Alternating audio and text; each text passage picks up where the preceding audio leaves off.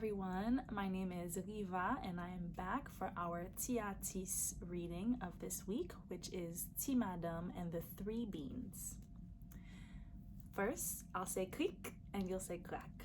Krik. Perfect. Once upon a time in the Sapoti Mountains on the island of Haiti, there lived an old woman. She was so old she had forgotten she had magical powers. When she was a young woman, she could use her magic to make food appear out of thin air.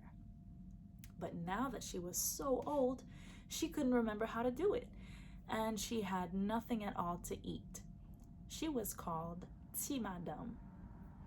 One night, a woman named Ti came to Sapoti Mountain, a street merchant selling kidney beans. Rain was falling hard on the mountain. Ti needed to get out of the rain, so she knocked on the first door she saw. Go, go, go! As loud as the thunder rumbling above her. Tant pis, quittez m'entrer! She cried. Please, please, let me in. Luckily for Ti the warm, dry house behind the door belonged to Ti Madanm. Come in, said the old lady, opening the door, but I must tell you this. There is nothing to eat. I only have water, just water, and that's all. The street merchant didn't mind. It was raining so violently she would have stayed anywhere. She spent 3 days and 3 nights in the house of Ti Madanm, eating nothing but happy to be dry and warm and alive. After 3 days and 3 nights, Ti said goodbye to Ti Madanm and slipped 3 of her kidney beans into her apron pocket. Take these 3 beans and use them, she whispered to Ti Madanm, kissing her cheeks goodbye. And that's how the story of Ti Madanm and the 3 beans began. The next morning, Ti Madanm went into her bare garden to plant her beans. 1, 2, 3. As she dug into the earth with her spade, a goat clopped up behind her and said, I am hungry, so hungry. Please give me your 3 beans. My beans, said the poor old lady. Cabri, these beans are not mine. They are the street merchant's beans. She gave them to me after staying at my house, safe from the heavy rains with nothing but water to drink. Cabri sang to her, Ti Madanm, oh, I am hungry. Please give me your 3 beans and I will give you my horns in return. Ti Madanm thought about the goat's idea.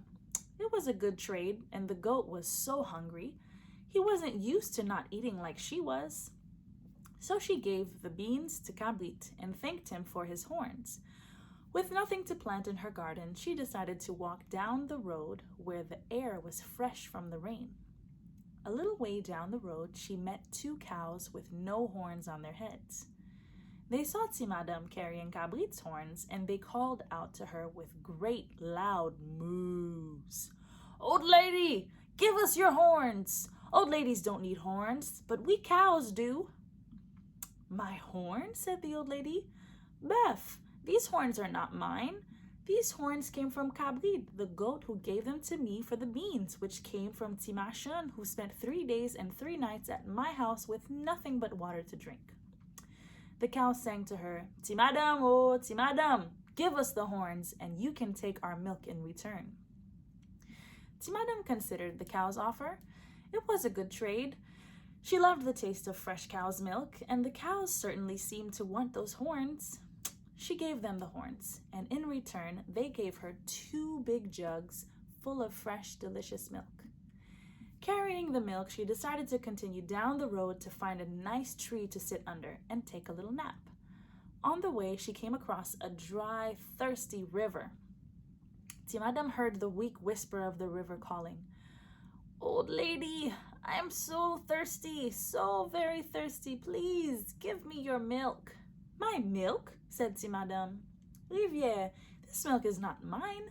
This milk came from Beth, the cows who took the horns that came from Cabrit, the goat who gave them to me for the beans, which came from Ti who spent 3 days and 3 nights at my house with nothing but water to drink. The river sang to her, Ti Madanm, oh, Ti Madanm, give me your milk and I will give you my fish in return. Ti Madanm thought about the trade.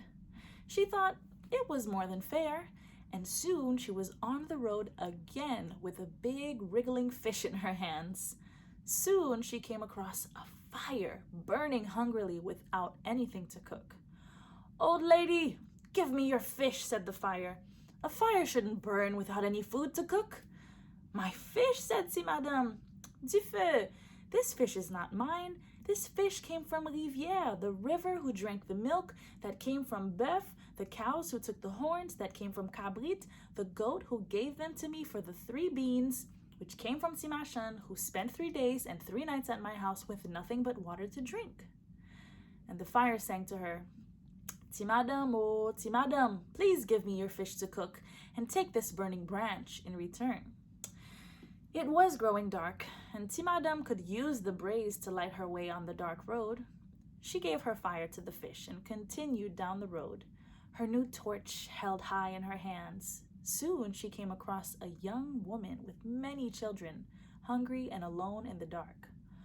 "Old lady," cried the woman, "please give me your burning braise. I have no more fire to cook for my children." "My braise?" replied Ti Madanm. "La mère, this burning wood is not mine. This braise came from Du Feu, the fire who cooked the fish that came from Rivière, the river who drank the milk that came from Bœuf, the cows who took the horns that came from Cabrit, the goat who gave them to me for the 3 beans which came from Ti Machan, who spent 3 days and 3 nights at my house with nothing but water to drink." And the woman and her children sang, "Ti Madanm, oh, Ti Madanm, please give me your braise and take these 3 eggs in return." The eggs looked so fresh and the children looked so hungry. She knew she should make the trade. Before long, she was back on the road, lit by moonlight, carrying her 3 fresh eggs. Suddenly, a great couleuvre slithered out from the grasses towards Ti Madanm, who jumped backwards in fright. The snake eyed the 3 eggs she held in her hands and said just like this, "Give me your eggs." "My eggs?" Ti Madanm cries, voice trembling. But these eggs are not mine. They came from La Mère, who gave them to me for the burning braise that came from Du Feu, the fire who cooked the fish that came from Rivière, the river who drank the milk that came from Bœuf, the cows who took the horns that came from Ti Cabrit, and the goat that gave them to me for the beans, which came from Ti Machan, who spent 3 days and 3 nights at my house with nothing but water to drink."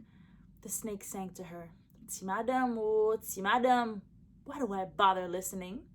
And the snake swallowed Ti Madanm and the eggs whole in one great gulp. Ti Madanm fell down the snake's throat, down, down, down, down, down, all the way to his belly. It was dark and cold, and she was so scared she shut her eyes tight. Suddenly it hit her. She remembered after all these years that she had magical powers. Using all of her courage, she cast a spell and poof! She found herself out of the snake's slimy belly. He was sleeping, satisfied after having eaten a good dinner. She tiptoed away, back the way she came, back to her home on Saputsi Mountain. Her life changed for the better. Because she found her powers again, and with them she made sure all her new friends, Ti Machan, Cabrit, Bœuf, Rivière, Du Feu, La Mère, had everything they needed, and she was never hungry again.